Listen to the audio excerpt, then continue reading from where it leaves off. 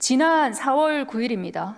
법사위 전체 회의에서 김서구 전 법무장관 대행은 권리와 사고에는 중요한 차이가 있다. 사고의 경우에는 복귀할 수 있는 대통령의 의중과 다른 결정을 내리면 안 되기 때문에 가급적 자제해야 한다. 다만 권리의 경우에는 다시 복귀할 가능성이 없기 때문에 학설상으로 적극적으로 권한을 행사할 수 있는 의견이 상당수라고 했습니다. 오늘 장관님도 비슷한 취지의 말씀을 하신 걸로 알고 있습니다. 이 말씀을 하면서 한덕수 권한대행의 이완규, 함상훈 헌법재판관 지명을 두둔하기도 했죠. 지난번 김서구 차관이.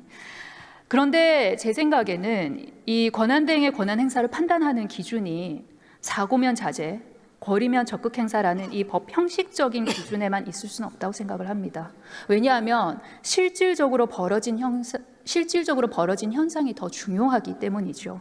예를 들어 아까도 국군 통수권만큼은 자제할 필요가 없다라는 그런 취지의 답변이 있기도 했는데 실제로 불행히도 전쟁이 일어났을 때 그 기준이 사고냐 권리냐가 될 수는 없지 않겠습니까? 장관님 또한 법 형식적 절차와 실질에 대해서 강조를 하셨습니다. 취임사를 보면 법 집행은 실질과 형식이 모두 공정해야 합니다. 라고 말씀하셨습니다.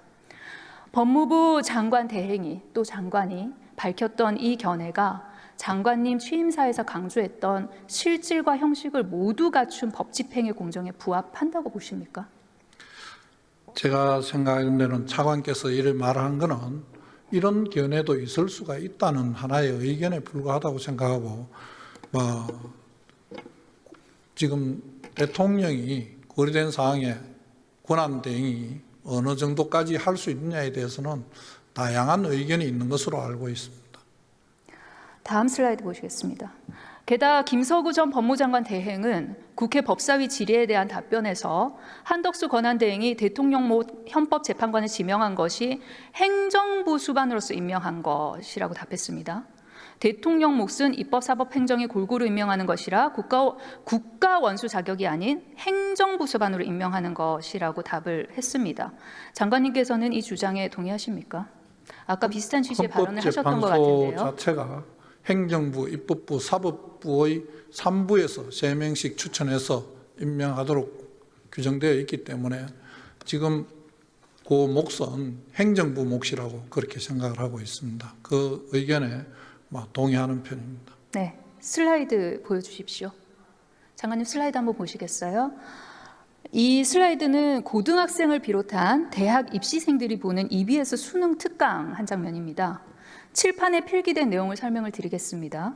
대통령의 권한은 국가 원수로서의 권한, 행정부 수반으로서의 권한으로 나눌 수 있는데 국가 원수로서의 권한 중 하나가 바로 헌법재판관 임명권입니다. 이 내용을 다룬 모의고사 문제 해설서에는 대통령의 국가 원수로서의 권한과 행정부 수반으로서의 권한, 이 둘을 구분하는 것은 수능에 자주 출제되는 문제라 정확히 개념을 알고 암기해야 합니다라고 친절하게 설명하고 있습니다. 장관님께서 직무가 정지되신 동안 법무장관 대행직을 수행한 법무부 차관이 수능 사회탐구, 법과 정치 과목에 나오는 대통령의 권한에 대한 수능 오답을 설파하신 셈입니다.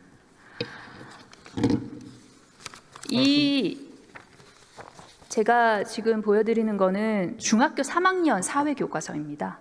이 내용은 중학교 3학년 사회교과서에도 담겨있는 내용입니다. 보시면 행정부 수반으로서의 대통령 그리고 국가원수로서의 대통령 관련된 권한이 잘 설명이 돼 있습니다. 법무장관 대행직을 수행한 분 그리고 또 장관님께서 말씀하시는 거는 중학생 또는 수능을 준비하는 학생들이 배우는 내용과 좀 동떨어진 것 같은데 어떻게 생각하십니까?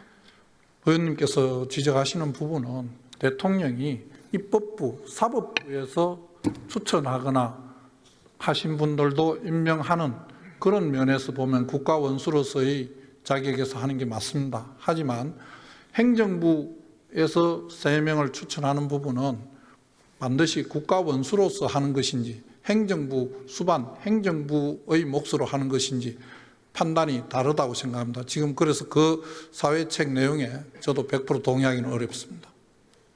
수능 문제도 그럼 동의하기가 어려우신 거군요. 예, 저는 그렇습니다.